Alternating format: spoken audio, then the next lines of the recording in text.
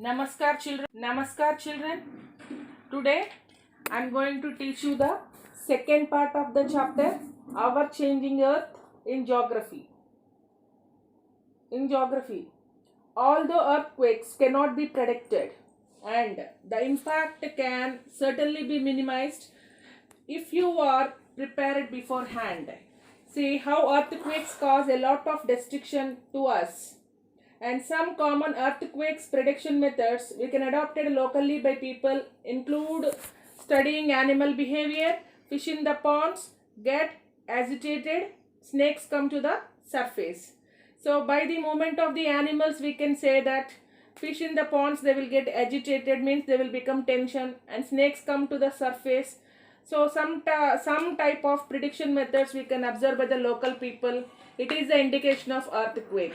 Once the earthquake came, then how the destruction caused by an earthquake. Here the picture is given.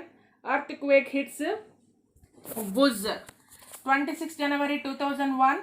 Earthquake hits the Bhuj, and how much destruction was caused. See, a lot of damage of buildings will be fall down, and this is another picture is given that is causes a lot of damage to buildings. This is the earthquake in Turkey. And next, and if you see here the map I have given in geology map. Here in the geology map, children, you have to observe that Mount Etna in Sicily. This is the marked Mount Etna in Sicily in the map pointing. Here the mentioned orange color on the map. This orange color on the map indicates the rocks and lava coming from the volcano. It emits from the volcano. That means this orange color part shows that the volcano is present and it is in the Mount Etna in Sicily.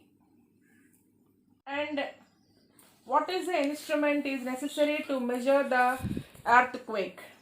An earthquake is measured with a machine called a seismograph.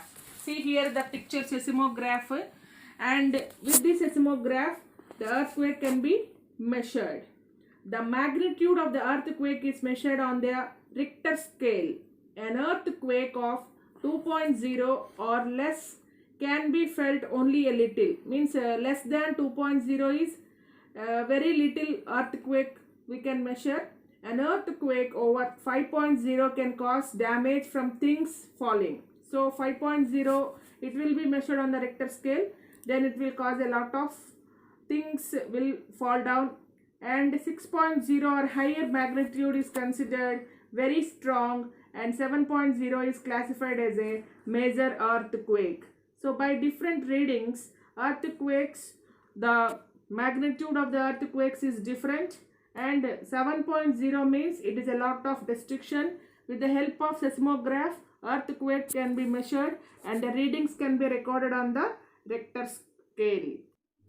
And now, exogenic forces. In the previous class, I taught you about endogenic forces, causes sudden forces, diastrophic forces, and because of sudden forces, earthquake, volcano and landslides will occur, and diastrophic forces, mountains will be built.